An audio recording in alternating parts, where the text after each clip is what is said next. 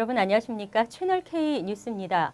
오늘 기자회견을 가진 선거관리위원회가 김민선 선거본부 측에 민승기 후보 고발건을 접수한 뒤 민승기 후보에게 경고장을 보냈다고 밝혔습니다. 또한 김민선 후보의 자격이 박탈됐지만 애초 공탁금을 내고 후보 등록을 했기 때문에 이번 선거에 회칙 72조는 적용되지 않는다고 설명했습니다. 박민기 기자가 보도합니다. 제34대 뉴욕 한인회장 선거관리위원회가 민승기 후보에게 경고 조치를 내렸습니다. 오늘 기자회견을 가진 선관위는 김민선 후보 측이 고발한 내용에 대해 충분히 조사해본 결과 불법 사전선거운동이라고 판단할 수 없어 민승기 후보에 경고장을 전달했다고 밝혔습니다. 제출된 증거자료는 사전선거운동이 아니라 민승기 후보가 선거운동을 위한 내부적 준비 행위를 하는 모습이라 문제가 안 된다는 것이 선관위의 입장입니다. 하지만 후보 등록 전인 당시에 사용한 배너에 민승기 후보라고 적혀있는 것은 의혹을 살 수 있어 경고 조치했다고 말했습니다. 그 배너를 뒤에다가 붙였어요. 배너를 붙였는데 그 배너에 민승기 후보라고 되어 있습니다. 후보라는 이야기는 등록이 된 이후에 후보라는 이야기를 할 수 있는 겁니다. 그래서 그 후보라는 배너의 그 타이틀만 가지고도 옐로 카드를 줄 수 있다. 이래서 의원들이 결정을 한 거고요.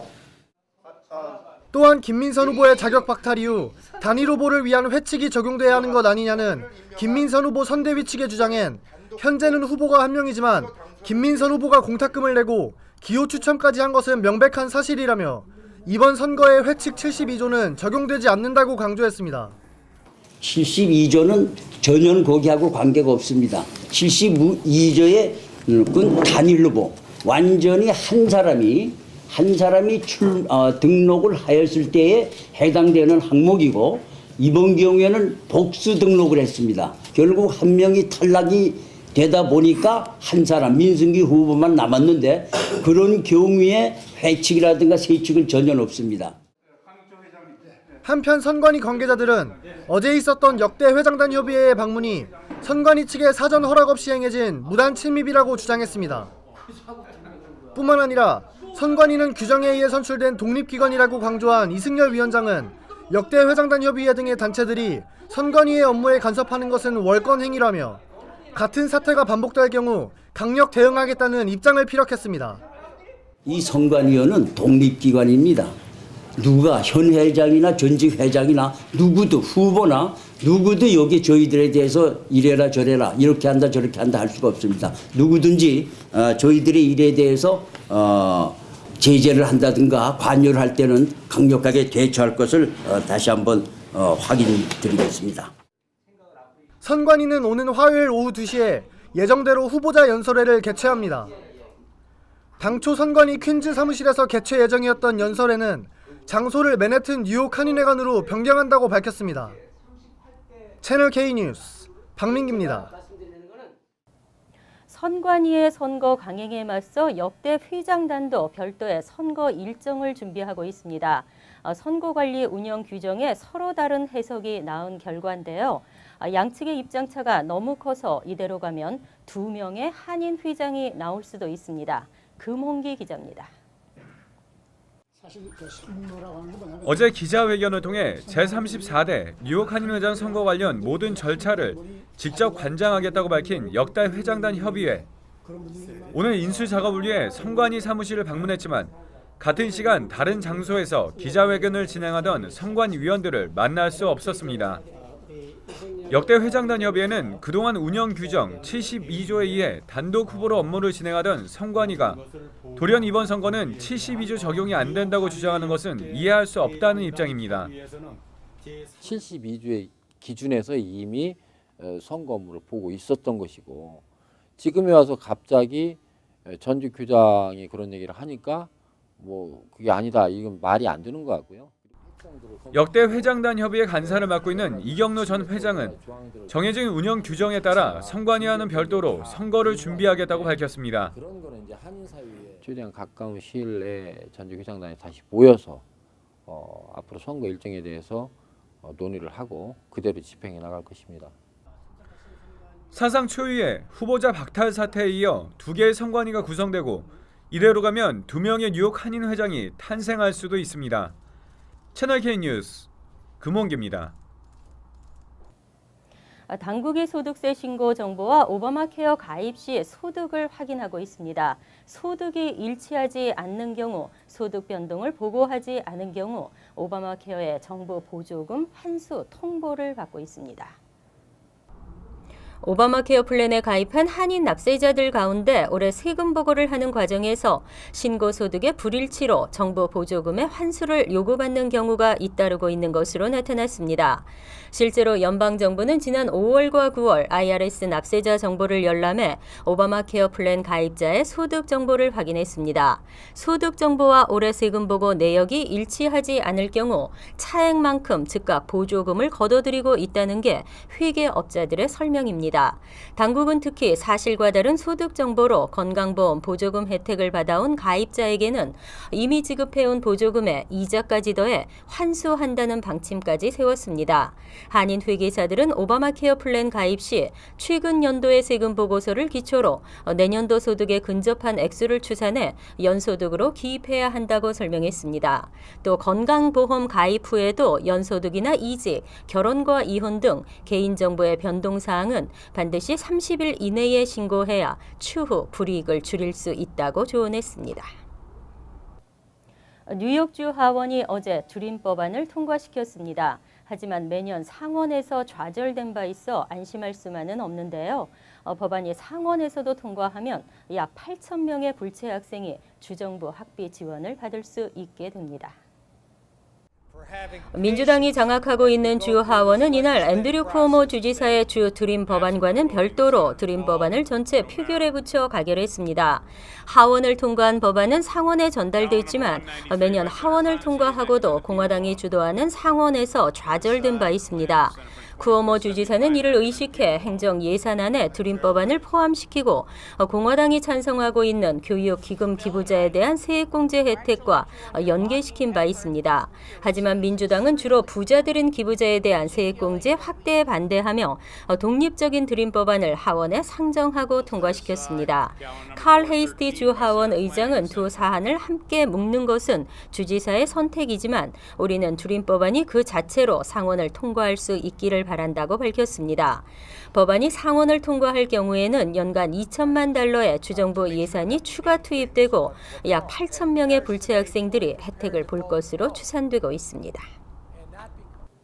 슈퍼박테리아 감염자가 급증하고 있습니다. 슈퍼박테리아는 항생제에 내성이 생겨 치료가 불가능한 세균을 말하는데요. 연간 50만 명의 미국인이 이 슈퍼박테리아에 감염되고 있습니다.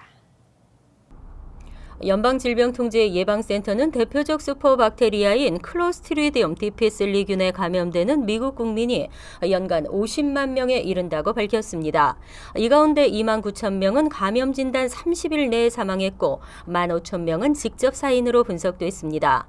한편 감염자 전체의 3분의 1, 병원 내 감염자의 3분의 2는 65세 이상이었습니다. 또 65세 이상 감염자는 9명 중 1명이 진단 30일 내에 사망한 것으로 나타났습니다. 최근 한 연구에 따르면 미국에서만 슈퍼박테리아 감염자가 연간 200만 명을 넘어섰습니다. 세계보건기구는 2050년에는 슈퍼박테리아 감염자가 전 세계에서 연간 1,000만 명에 달해 모든 암 환자를 넘어설 것으로 추산하고 있습니다. 질병통제예방센터는 슈퍼박테리아는 치료가 어렵기 때문에 예방이 최선이라며 예방접종을 충실히 하고 의료시설 방문을 최소화할 것을 권했습니다. 또 평소에 필요 이상의 항생제를 복용해 박테리아들의 내성을 기르지 말라고 당부했습니다. 홍역이 전국적으로 확산되면서 정치적으로도 이슈가 되고 있습니다. 하지만 전염 위험성이 높은 홍역에 뉴욕시 사립학교들이 무방비 지대인 것으로 나타났습니다.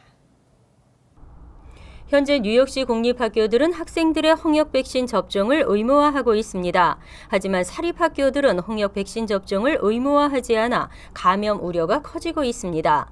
현재 미국 전역에서 벌써 150건 이상의 홍역 환자가 발생한 데다 연방질병통제예방센터도 홍역 감염이 우려되는 인구가 늘고 있다며 홍역의 전국적인 대규모 확산을 경고했습니다. 특히 지난해에는 전국 27개 주에서 644건의 홍역 감염 사례가 보고되면서 홍역이 미국에서 사라졌다고 공표했던 지난 2000년 이후 가장 많았습니다. 전문가들은 사립학교들이 홍역 백신 접종을 의무화하지 않는다면 뉴욕시 학생들이 치명적인 위험에 빠질 수 있고 성인들에게까지 전염될 수 있다고 지적했습니다. 또 모든 사람들의 건강을 위해서 관련 법안을 만들어야 한다고 강조했습니다. 뉴욕주가 이제 그만이라는 캠페인을 실시합니다. 대학 캠퍼스 내 만연하고 있는 성범죄를 예방하기 위해서인데요. 성범죄 신고 핫라인과 웹사이트를 24시간 가동합니다. 앤드류 쿠오모 뉴욕 주지사가 대학 캠퍼스에서 벌어지는 성범죄와의 전쟁에 나서기 위해 이제 그만 캠페인을 실시한다고 밝혔습니다. 캠페인에 따라 뉴욕주는 캠퍼스 내 성범죄 사고를 예방하고 신고할 수 있는 24시간 핫라인과 웹사이트를 개설했습니다. 또 지난해 12월 뉴욕 주립대학이 실시한 적극적인 동의라는 항목이 포함된 새로운 성범죄 관련 정책이 올해 안에는 다른 대학에서도 확대 실시될 계획입니다. 적극적인 동의라는 항목은 싫다고 했지만 소극적이었다거나 명확한 의사표현이 없는 침묵이 사실상 동의한 것과 다름없다는 식의 캠퍼스 내 성범죄자의 변명을 차단하겠다는 정책입니다. 또 교수와 직원들에게는 성 관련 교육이 의무화될 것으로 전망되고 있습니다. 디지털 방식의 주차 미터기를 시범적으로 시행했던 팰리세이드 파크 타운이 디지털 주차 미터기의 전면 교체를 밝혔습니다. 올 여름까지 총 500여 대가 신형으로 교체됩니다. 사용의 편리함도 있지만 위반 단속은 더욱 엄격해집니다. 팰리세이드 파크 타운 의회는 현재 일부 브로드 애비뉴 선상에서 시범 운영되고 있는 디지털 방식의 신형 미터기를 타운 전역으로 확대하기로 결정했습니다. 타운 정부는 올 여름까지 타운 전역에 있는 500대의 미터기를 신형으로 전면 교체할 계획입니다. 신형 미터기는 영어와 함께 한국어와 스페인어 안내를 제공합니다. 결제는 동전과 크레딧 카드로 할 수 있으며 스마트폰 애플리케이션을 통해서도 주차 요금을 낼 수 있습니다. 하지만 주차 위반 단속도 엄격해집니다. 미터기에 부착된 카메라와 센서 등을 통해 주차 가능 시간을 넘겨서도 차를 이동시키지 않을 경우에는 자동으로 범칙금이 부과됩니다. 타운 정부 측은 범칙금 티켓의 전자 발행과 관련해 이미 주정부의 승인을 받았다고 밝혔습니다. 타운 정부에 따르면 리치우드와 페어뷰, 클립사이드 파크 등 인근 타운 정부에서도 신형 미터기에 관심을 보이고 있는 것으로 나타났습니다.